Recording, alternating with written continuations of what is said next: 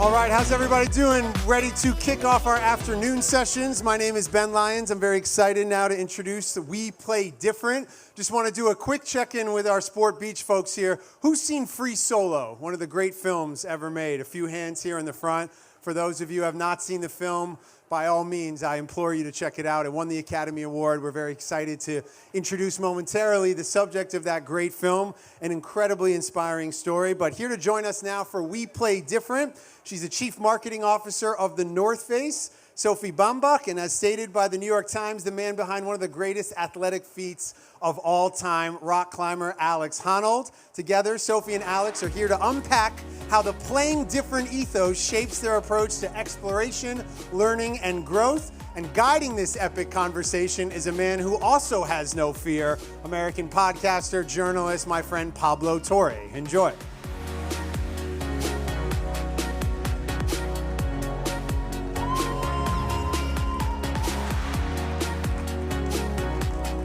Hello, hello, hello. 28 minutes is not nearly enough for the time I have here to interrogate Alex, to interrogate Sophie, but thank you for joining us. For people who don't know Alex's legend, Ben gave you a taste. I want to reiterate my personal perspective on it. I saw Free Solo in theaters in 2018, largely through my fingers. This is a common experience with Alex. If you don't know what free soloing is, I'll do the very brief back of the baseball card summary. He is the best to do it. He may object to that. I will not let him object to that. He climbs things, and death is on the line every single instance. Without ropes, without nets, harnesses. It's really hard to watch, but it's also unforgettably compelling. And I mean that just as a sports fan who's not fluent in the stuff that Alex does otherwise. I just know that I have many questions for him. And Sophie, with the North Face, I'm going to get to what makes you afraid in a second here. Fears. Great. But Alex, I want to start with you because, forgive my nerding out here, I want to be invasive and talk about your amygdala. Love it. Yeah, let's go. So there's a scene in Free Solo where you get an fMRI and you're in a tube, and they flash, I believe, like 200 images that are normally shocking to people who are, as they say, high sensation-seeking climbers. And they're crazy images. Do you remember what they showed you, actually? No, they're not crazy images. That's what makes it so. They flash as normal pictures, like a black and white picture of a light socket or like a snake or like random things, just like pictures. They're very boring images, but apparently they normally light your brain up. And in my case, they didn't so much. But the takeaway from that scene actually was more that through years and years of practice, I've sort of desensitized myself to a certain level of stimulus. I think it's like less dramatic than you might think it is. It just kind of goes to show that if you do anything long enough, you get used to it. So the scientists in the film marveled at this. Alex does not marvel at it. No, she did not. No, the editors made the film look like, it's like classic filmmaking where you're like, oh, it sure seems dramatic that way. But no, I mean, there's tons of research beyond that, like with Buddhist monks and things. Like if you do anything long enough, you recondition your brain to experience the sensations differently. And so it makes sense that for someone, as a professional rock climber, I've been afraid all the time for 15 years. And so I'm just not going to be afraid of looking at pictures inside of a safe metal box. It's just not scary. Right. So I guess the distinction is, and I love that we're now also doing a critical analysis of Free Solo. This is actually, so the idea, though, that other people, when showed this, their brains would light up. You had, in your understanding, basically trained yourself to recognize a threat when it's actually threatening, as opposed to when it's a picture, which is not a thing that instinctively normal other humans apparently have been able to do. Yeah. I mean, I think that basically by consistently exposing myself to scary situations, by being in fear quite a lot, I'm maybe slightly better at differentiating sort of real fear from non-real fear. Things that aren't actually scary that shouldn't. Sophie, when you hear Alex articulate his relationship with fear, which is, I think, a rationalist perspective on it, honestly, and a relatable one insofar as, like, we're talking about the logic of what actually makes you afraid. Yeah. What goes through your mind? Yeah, I mean, crazy enough, I think when you work at the North Face, you actually interact with a lot of athletes who have this same type of attitude and approach, and they're very rare, but I think that's what makes them fantastic athletes for us. It's this ability to, they really think through it, when I joined the North Face was actually new for me, right? You kind of look at what happens on the mountain. Sometimes there's accidents. Sometimes there's just crazy things that can happen. But when you talk to athletes and actually ask them, hey, like Alex, like how does fear come into play? Are you not afraid to go? And of course they are, but they are also, like Alex just said, they're very pragmatic and practical about it, right? Like there's a role that fear has to play in your training, in how you actually approach the activity or your sport. And it's kind of fascinating to hear from them firsthand, and to hear Alex talk about this. You're just like, it really gives you perspective. And also, to be fair, I think what happens is, when I think about it, is like you see Alex go and climb, and there's no turning back, right? You're committed and you're going. And there's quite a few sports like that where there's no turning back. And I find that fascinating. And I think that's what actually makes, I'm gonna be super corporate, guys, here, but that's what makes the brand so exciting, because you actually are. How do we tell those stories? How do we make sure we amplify something that a lot of people will feel, maybe at different degrees, what Alex feels, but make it relatable? That's super exciting. And so when I hear that, I don't understand it, right? Like I don't feel it myself, because I've never had this level of fear in my life. But I can grasp with the logic behind it. Yeah, don't ask me what I'm afraid. My fears are. What are your phobias, Sophie? I know. No, I'm afraid of clowns, and you're afraid of? I'm actually not afraid of too much. My one thing is my kids. Now that when you become a parent, everything around my kids give me fear. Like there's something about the uncontrollable. But I don't. Yeah, no, I'm not afraid of spiders. I'm not afraid of clowns. I'm not afraid. I don't know what other things people are afraid of. Not too much. Yeah.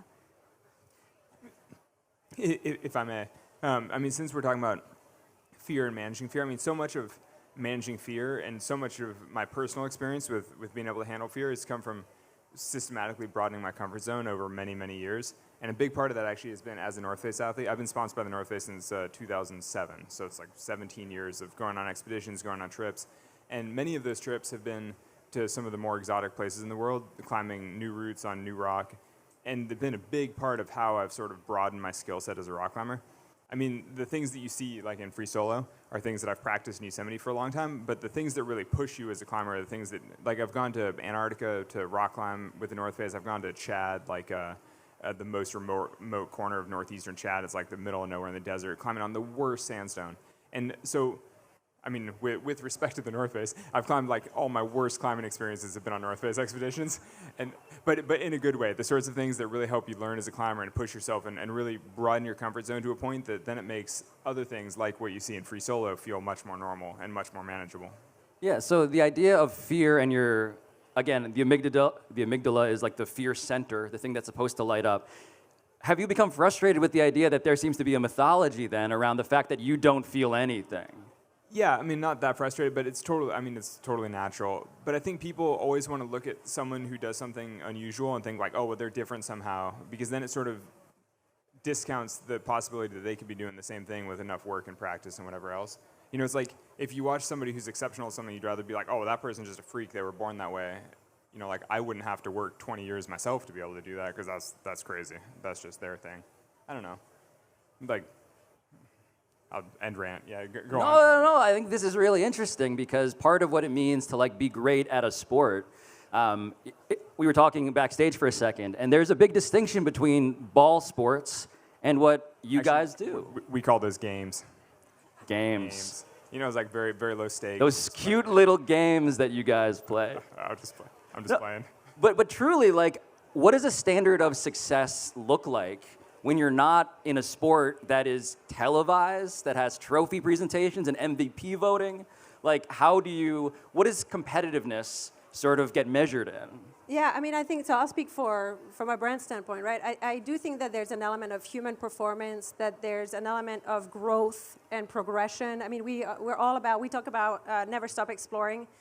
This sense of exploration is not just go and discover new places, new routes, etc. There's also a personal sense of exploration, which I actually think those sports and those activities really bring to life. And it's physical and it's mental. Actually, a lot of the conversations we have is how do we actually package and bubble this kind of mental again, growth that comes through doing all of those activities. And for me, that's how do we maybe share that with people? How do we make that relatable?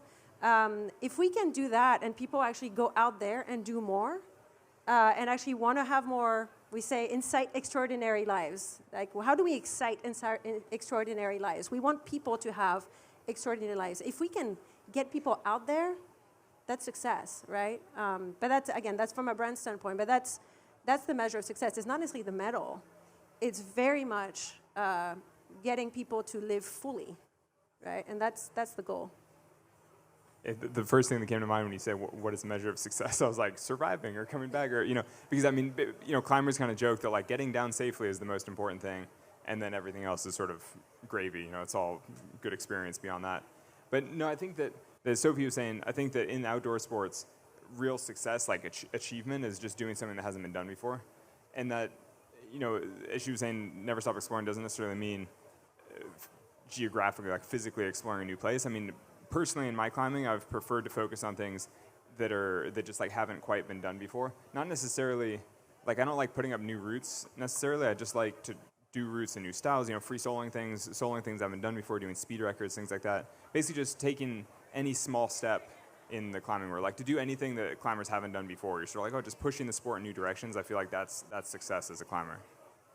When it comes to competitiveness, like you talk to any athlete who play games, and they measure themselves against other athletes, right? There's lore. There's a whole like canon of like, this guy is the GOAT. He has done this, this, and this. And my goal is to, I talk to NFL players who remember every single player who got drafted ahead of them. And so, and they're still upset about it. And they memorize it. And it's remarkable how many athletes have that. What is that like for you? Is there an equivalent? How much does any of that resonate with you? No, I mean, the climbing community definitely has as much canon and lore, and I mean, I know climbing history. I've been rock climbing since I was 10 years old. I grew up in the climbing gym. I read the magazines, I read the books, I watched the VHS films, then I watched the DVDs. It's like I know, I don't want to say everything there is to know about climbing, but I've been deeply immersed in climbing since I was a child. And so I definitely know what other people have done and know what kinds of achievements they have. I know people's speed records on things. I know a lot of my friends that have done things in certain times, and you're like, oh, well, I know that he's not that fit, so I'm sure I can do that faster. It's like, I mean, there's that same kind of competitive, like, sort of one-upsmanship, like, but in a fun, ideally in a positive way that drives you to be the best climber that you can be. I mean, that's sort of the aspiration anyway. I was wondering what Alex was going to say. I do have to say, like, I came from 15 years in what you would call traditional sports, right? I worked at Nike for about 15 years, and so the evolution or the perception of competition is very different. I think what struck me when I got to the North Face, my first week, I think I went to our Athlete Summit. The Athlete Summit is where all of our athletes globally show up for 1 week and spend the week together. Alex was there, everybody shows up. And the camaraderie, the community, they are a team. They actually, and I think that is very true to the outdoor industry and the outdoor sports, but it's different. It's like, yeah, of course they're competitive, but they actually are working together, and they're relying on each other, and they want to be a part of a family and a team. And honestly, for me, it was a completely different perspective. Like, I had never really, I've had to manage teams where I have to make sure athletes don't meet each other. This is completely different. It's very community-centric, of course with competition, but very strong community. So I'd maybe add that unlike a lot of games, games are mostly zero-sum where somebody wins and somebody loses, but most outdoor sports are sort of like everybody can win, really. If it's like even your rivals, you can work together to both do something a little bit better. And like a lot of my friends that I've gone back and forth on speed records with, let's say, they'll do it, and then I'll do it, and then they'll do it again, and then I'll do it again, and we both will wind up going faster than we thought we could have, and we'll both sort of feel successful. And so, that's part of what I love about outdoor sports is that everybody's a winner. It's great. But it is true that everybody can continue to improve and push themselves in a sort of healthy way. And so you can be competitive, but not crazy competitive. So can I ask why that is? Why is it that there can be that sensation of community while also being something that is, again, titularly a solo enterprise? What is it, because your life is actually on the line? What is the thing that enables that feeling, do you think? Well, I don't know. I'm just out on a limb here, but I feel like part of it is just because you're in nature all the time, and at the end of the day, it's you and your partners or whoever else just trying to have a survival experience outdoors. Because you're trying to do difficult things on big rock walls, whatever else. But if it starts to rain, everyone's just like, "Oh my God, we got to get out of here before we freeze." If it starts to snow, you're like, "Oh my God, we all have to get out of here." Like at a certain point, I'm kind of making fun of game sports, but climbing is also basically a game, and we're all just recreating outdoors and pushing ourselves the best we can. But there is a real degree of danger underlying a lot of it, and there are real physical hardships around a lot of it. And so ultimately, you're sort of all on the same team of just trying to be safe and, get home well. Sophie, how do the stakes of this factor into how you see it as a marketer? Because there is, again, my experience with the film was sort of a vicarious terror, as if they might have aired a snuff film. Of course they didn't and wouldn't, but this is something that I don't want to make light of while also acknowledging is like part of the bargain here. That's the tension at the center of the film. You're like, is it a snuff film? You're like, who knows? I'm happy to report that it wasn't a snuff film.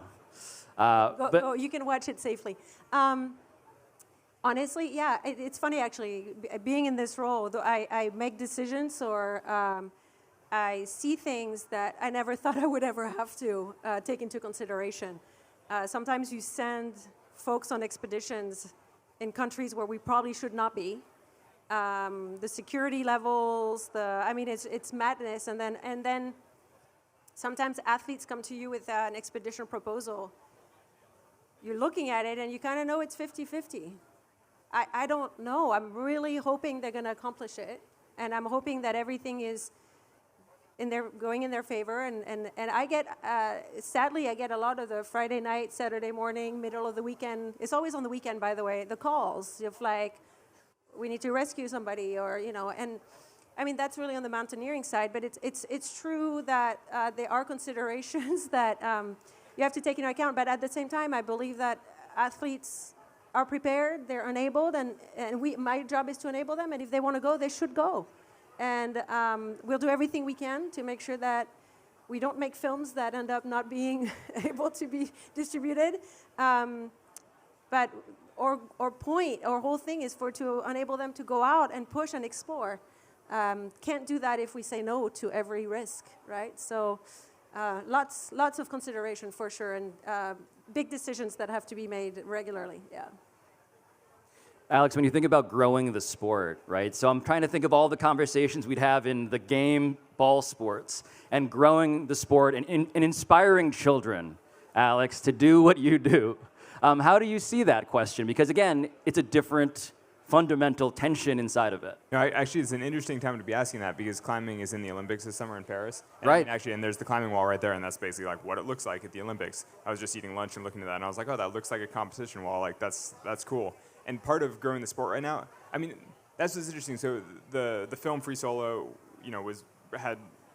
was pretty mainstream successful. There were a couple other climbing films that also enjoyed relatively high degrees of mainstream success. All of that has kind of helped grow the sport, but not that many people watch it and they're like, I want to go free soloing. Most of them watch it and they're like, I want to go try rock climbing indoors, and they go to a wall like that, they try it out, they have a good time, they wind up climbing in the gym, and it's great. I mean, climbing has been taking off.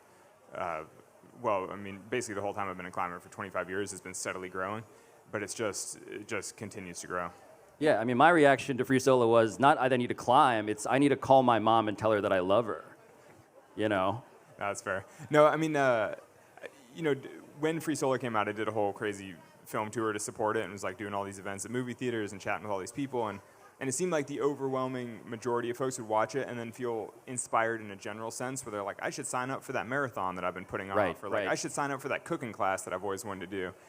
Nobody watched it and they were like, I'm going to free solo big walls, except maybe for one or two kids who were probably drawn that way anyway. You know what I mean? In the same way that I personally was inspired actually by fellow North Face athlete Peter Croft. Like there are a couple people on the North Face team who predate me who had a history of free soloing walls in different parts of the world. It's like I drew inspiration from other people as well. And so I don't really mind if I wind up inspiring a few people to do this kind of thing. But for me, it's been I've been climbing 28 years. So this has been like a 20-plus year journey to get to where I am. I'm kind of like, if some other kid wants to take that journey, then power to him, because it's been great for me. Or it's been a lifelong pursuit. It's like given me a lot of purpose for my whole life. So I'm sort of like, I wouldn't want to deprive somebody else of that if they choose that path. Yeah, Sophie, something that comes through listening to Alex talk here and elsewhere is the idea that this isn't merely a passion, but there is something like a calling to it. And I don't want to overstate the ways in which it is different from the ball sports, but that seems to be at least discussed in different terms. Yeah, we find it, we actually just did, last year we reworked kind of like our North Face mission, vision, et cetera, right? And the way we went about it, we actually interviewed athletes to actually understand what drives them. And all of them almost, like always, they talk about their true north. They talk about their reason to do it, their purpose. There's always, to your point, like a calling or something bigger, bigger than themselves, bigger than their sport. Usually there's something more that they're trying to fulfill. I do think it's human nature, but I do think it really comes out, again, when you do those sports. And it was fascinating. So then we were able to actually rework kind of like, okay, our direction should be much more about that bigger calling, bigger true north, because it drives all of them. Right. Look, Alex, when you talk about why you got into this, can you explain the first time that you realized this can be a job and not just the thing that I do because I'm called to it? Where does commerce enter into this? Because if you watch Free Solo, again, Alex's relationship with commerce is also a particular one. I feel like you don't live the way that the greatest of all time, allegedly, might live in any given sport. Yeah, that's fair. No, so I mean, when I grew up rock climbing, there was no climbing industry. I mean, there were when I was a kid, I think there were 4 members on the North Face team, and they made a modest living, and they were able to climb full time, and that was great. But so when I was growing up, I wasn't aspiring to be a professional rock climber because such a thing didn't really exist, and it was, it just wasn't the sport hadn't experienced the growth that it has, and there was just no money in it. So I think starting in 2007, I mean, actually the North Face was my first real sponsor. And paid me enough, basically just gas money, that I could power the van and just keep driving around the western U.S. and climbing full time. And so, even then, it wasn't like, oh, this is going to be my profession. I was just like, oh, sweet, I'm getting gas money. I can keep doing this for another season or two.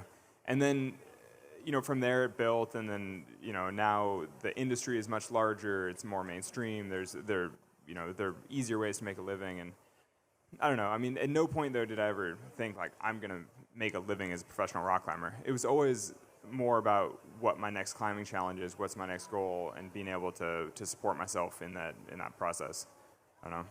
And to be fair, Alex is an anomaly, right? Like most, there's a ton of climbers who are, it is tough for that to be it's still one of those sports that, do you really make a living being a professional climber in America today? I think, Yeah, there are like a handful of people. Yeah. I mean, it's very hard to make a living as a professional rock climber because, I mean, being a rock climber is just not, it's not that common, not that big. But it's possible. How does the Olympics change this? I mean, did you ever dream that this would be possible, that the thing you do is also now, for the first time, an Olympic sport? Yeah, we'll see how it changes. I mean, for sure it's drawing more eyeballs to climbing. It's bringing more money into the sport, which I think is great because it means that there's more money for coaching and sort of all the things that surround climbing, sort of the whole climbing ecosystem, like route setting, coaching, support. I mean, it's just good to see more coming. At least I'm happy to see that. Mostly because it means that more climbers can support themselves at the upper end that way. Because in climbing this year in Paris, there's speed climbing and then there's what they're calling sport climbing, which is a combination of bouldering and lead climbing. So it's 2 different medals, 2 different tracks. So, it means that, they're basically many different athletes, many different competitors who can sort of make it as a climber that way. And actually, fun fact for anybody, so speed climbing in the Olympics, the world record men's time right now is about 4.5 seconds, which makes it the fastest sport in the Olympics. So rock climbing is going to wind up being the fastest Olympic sport. I'm like, how cool is that? It's just hard to imagine that not being good for climbing. I have to give a plug. You're commentating. Yeah, I don't think I'm live. Actually, though, if anyone here is from NBC, I don't know. I don't think I'm doing live commentary, but I think I am supposed to be there interviewing athletes, chatting with folks, doing things around the Olympics, which I'm pretty excited about because, I mean, I love rock climbing, and I'm excited to see people who are really, really good at it. So it should be pretty cool. And Alex can be really entertaining on a mic, so, Well, it's a bit of you roll the dice every time you give me a mic, so it's hard to know. I do like you becoming the Charles Barkley of rock climbing. Did he say a lot of things off the cuff and kind of? Yes. Okay, well, for better or for worse, yeah. I love talking about climbing. I host a podcast called Climbing Gold, and I've been doing a lot of interviews with climbing Olympians leading up to Paris. And it's, for me, super inspiring to talk to the competitors, see what drives them, see the effort that they put into it, learn how they train. I mean, it's just a nice way to see. It's a nice way to stay with the growth of climbing, because climbing has changed so much in the time that I've been doing it, and the level of athleticism has really skyrocketed. So it's just nice to stay in touch with that. I was going to ask about athleticism. Like, so when you see what the new generation is doing, how have they evolved, maybe even past the norms that you were familiar with? Yeah, I mean, that's actually one of my favorite themes in the podcast that I've been doing for several seasons, is kind of this interesting pendulum between adventure and athleticism. Because climbing historically is sort of an adventure sport, and the rock climbing that I'm famous for is like big adventures, like being up on a wall by yourself. If you fall, you die. It's like ultimate adventure. It's so cool. But at the other end of the spectrum, you have the athleticism, like World Cup walls and things like this. Like people going to Paris, it's a lot more akin to elite gymnastics or something. And the people who are winning the people who win the Olympics this year will probably be between 18 and 21. It's like basically the same as gymnastics. And so it's just this incredibly high degree of athleticism. And so it's funny because a lot of old school climbers then, bemoan the loss of adventure climbing and all that. But I think that's actually kind of short-sighted, because the thing is, as the athleticism has risen so much, it means that the potential for adventure is far higher than it ever was before, because the skill is there. And so what I'm excited about is that in the next couple of years, there are going to be these random people who don't make their Olympic team, but are still, the second best climber in the world, who are like, shizzle, how do I make a living now because I didn't make my national team? But they're capable of going out and doing the craziest things that have ever been done. They have the level of skill for it, they have the athleticism for it. And so that's what I'm sort of excited for in climbing. Like, a lot of the things that I've done could probably be easily repeated by the right person with the right mindset, just because the level of skill is so high now. Yeah, Sophie, I feel like I'm now getting the sense of you guys, not only, as Alex is not only broadcaster, athlete, but also general manager, a scout. He's been scouting the next wave. Actually, yeah, we literally are, like, talent scout. Here we go. But for you, on the North Face side, like, when you hear the way that the sport is growing and that people like Alex are now involved, that's exciting, and I wonder if you foresaw this when you got into...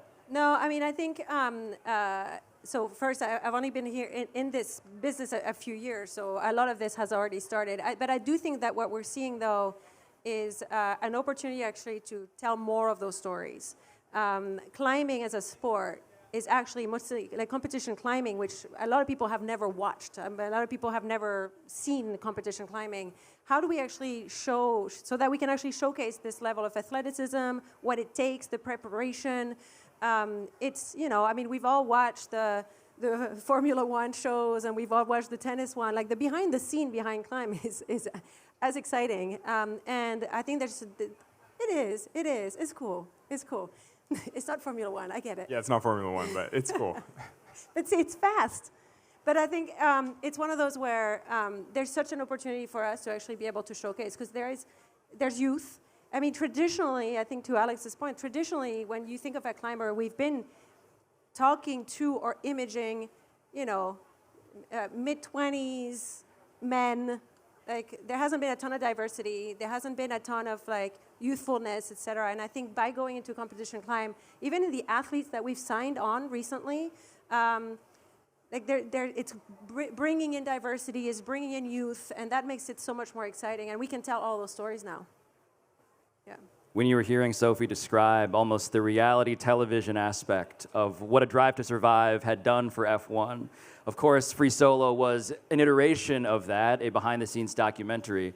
Except with way fewer mega yachts and things like that. Fewer mega yachts. Yeah. You came here because you were like, there are not enough More mega vans. yachts in my life. I got to come to Cannes. Yeah, There's a lot more vans, a lot more tents. Yeah, exactly. The climbing show will be a lot more people just sleeping in the dirt and, like, living out of the back of their van, living out of their truck, and whatever else. Way fewer yachts, way fewer helicopters, way more homeless people. More water, too, more water. Yeah.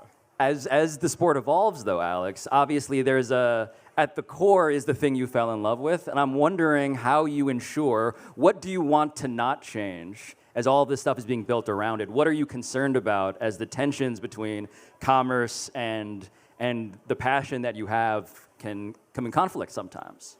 Actually, I personally have not been that worried about that because the adventure side of climbing is always there for anybody who's willing to walk a little bit further. I mean, even just today driving in here from Nice, I was like, you can see limestone walls all over the mountains around us. I mean, you can see rocks exposed, basically anywhere you look in Europe. They're sort of like, there is climbing anywhere if you're willing to go and do it. And then the growth of climbing has basically just meant more gyms, more people climbing. But that's great because it means there are more facilities, there are more places that you can go climb, there are better facilities, higher quality facilities. I'm into it. I love that. I mean, basically, there's more opportunity to climb, and if you want to have a real, experience in nature, that's always there for you if you're willing to walk a little bit, and you can always get away from the crowds. So, I don't know. I'm all in for sort of growth of climbing, just because I love climbing, and I'm happy to see other people enjoying it as well. I mean, I know plenty of people complain about that kind of thing because they're like, oh, my favorite spot is more crowded than it used to be. But you're kind of like, come on, you've been loving it your whole life. Like, let other people love it as well. Like, that seems only fair. If Alex is not worried, I'm not worried. As a potential guy that young climbers come to for counsel, I actually don't want to presume that. Do you get young people coming to you who are in the sport? Do you find yourself having to consider, am I also a coach in a sense? Do they come to you for counsel along those lines?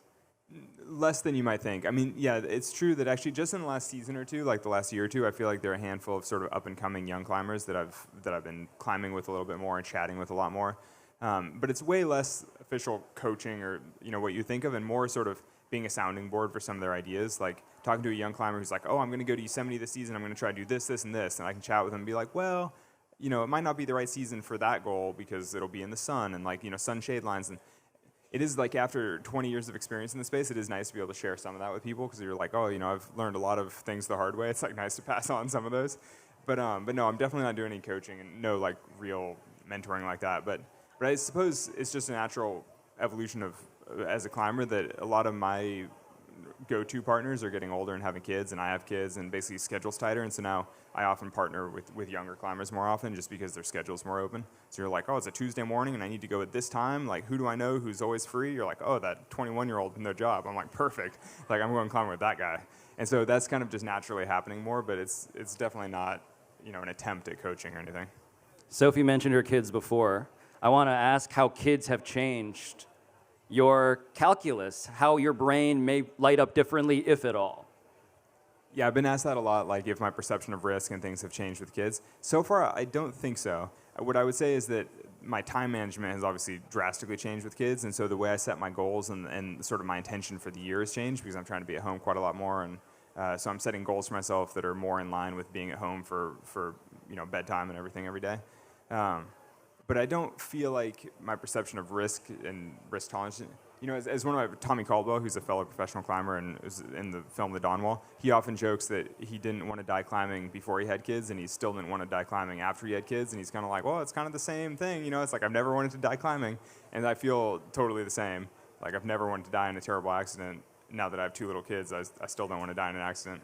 So I don't think it's changed that much, but it definitely has changed a lot of the practical side of how I set my goals, just because my time is more limited in this moment while we have 2 small babies. Yeah, the idea of what I'm circling here is the idea of like it's also just not a solo enterprise in the way that you might assume and infer from the title, Sophie. Like the idea of like actually we've now established the many ways in which Alex is in communication and in collaboration with others. And I'm curious how much of that is obvious behind the scenes on your side of things. Yeah, I mean, it takes an army, right? Like everything that we do. I mean, I mentioned expeditions. What Alex does each time, it is an expedition. It's a process. You have the right team. Do you have the right people supporting you? Do you have the right people on the ground? Do you know? I mean, from concepting the idea to training for it to execution and to recovery afterwards, all of that is. Again, it's you don't do anything alone, and so our role is to support through every aspect of the journey.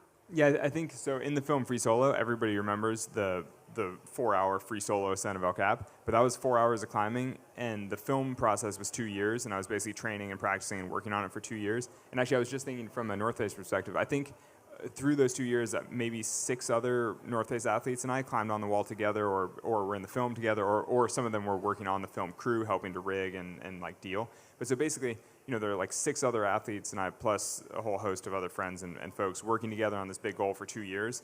And then there was 4 hours at the end when I did it by myself. And that's the part that people remember is like, solo, he just climbs alone all the time. And you're kind of like, come on, it's 2 years of work with a team and then just 4 hours of execution at the end. But At the end here, what I wanted to circle back around to was what I came to you for, admittedly, which was a perspective on fear. And I've heard you, Alex, talk about fear almost the way that you see it, like hunger, as opposed to something that is crippling in the way that I think all of us sort of brought to the film as just humans. Could you explain your perspective in that way on fear? yeah, sometimes use an analogy that fear, I mean, when you experience fear, you're experiencing a set of physical sensations in your body. Like your pupils dilate, your pulse quickens, you start to sweat more. Like basically there are a bunch of things that happen in your body. In the same way that when you experience hunger, your body is sending you a signal. Except that we're all used to feeling hunger, maybe not here so much, but in general, humans feel hunger all the time. And so when you feel a little pang in your stomach, you're like, oh, that's fine. I'm going to sit on that for a few hours because I have a lunch scheduled later. Like, that's fine. But the thing is, I think that in general, people don't experience fear that often. And so when they do, it's overwhelming. It's like, I'm afraid I have to do something about it. But a lot of the time, it's just like hunger, where you should probably just set it aside and act on it when it makes sense. And so I think that as a rock climber, you just get exposed to fear so often that you start to be able to differentiate between the different flavors pretty well, where you're kind of like, oh, this fear is well-founded and critical, I should act on it immediately. Other fears you can just set aside for a while because they don't matter. And so I think that the more often you're exposed to that kind of fear, the better you are differentiating between the various flavors, let's say. It's interesting. I was reading something recently that was talking about how fear and excitement actually can also be very close in terms of symptoms. So sometimes, like before speaking, for instance, public speaking, you might feel, but it's like, is it excitement or is it actual fear? It's always fear. Yeah. It's always fear. We found the thing that Alex Honnold is afraid of. This panel running long is I'm actually literally hungry. So thank you to Alex. Thank you to Sophie. Thank you. Thank you, guys.